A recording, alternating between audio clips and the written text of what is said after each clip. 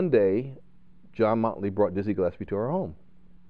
And I was in my room listening to Jimi Hendrix. And my father said, Rod, there's someone you should meet. I was like, who? It's like Dizzy Gillespie. I'm like, oh, Dad, I don't want to meet Dizzy Gillespie. Yeah.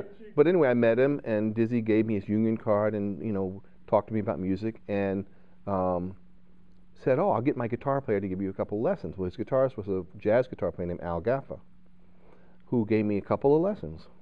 And I gravitated to it. I got it. It wasn't exactly a great fit, but I got it. And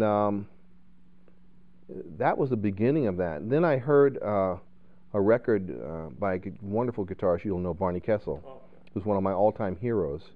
And he was playing Summertime.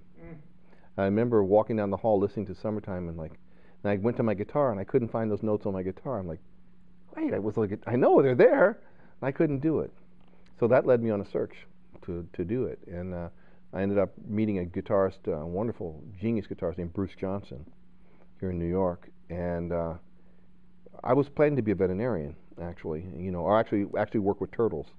And what's called limnology, which is the study of ponds and inland streams and that ecosystem. That's what I always wanted to do as a kid. So I had a lesson with Bruce Johnson, and he was like, Rodney, you're really good. You could probably learn to be a professional. And I said to him, no, Bruce, I think I'm going to be a limnologist, really studying turtles and things. And now, keep in mind, I'm about 15 years old. And he said, well, Rodney, let me ask you a question. Do you think girls will like you better if you have a turtle or a guitar?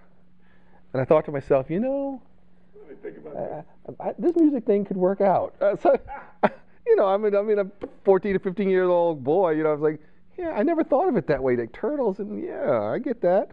So I began to really study guitar in earnest, and I did study, and ironically ended up playing with Dizzy Gillespie all those years. I was studying at City College with John Lewis, who was the musical director for the Modern Jazz Quartet. Dizzy was the guest artist, and Dizzy said to me after our performance, he said, "You're good. Would you like to join my band?" Wow. And I asked What year was this? This was 1975, maybe or so. And I said, well, no, I'm in school. I had some more school to do. And he said, okay, well, I'll call you in a couple months. So I asked John Lewis, the head of the program. He said, absolutely not.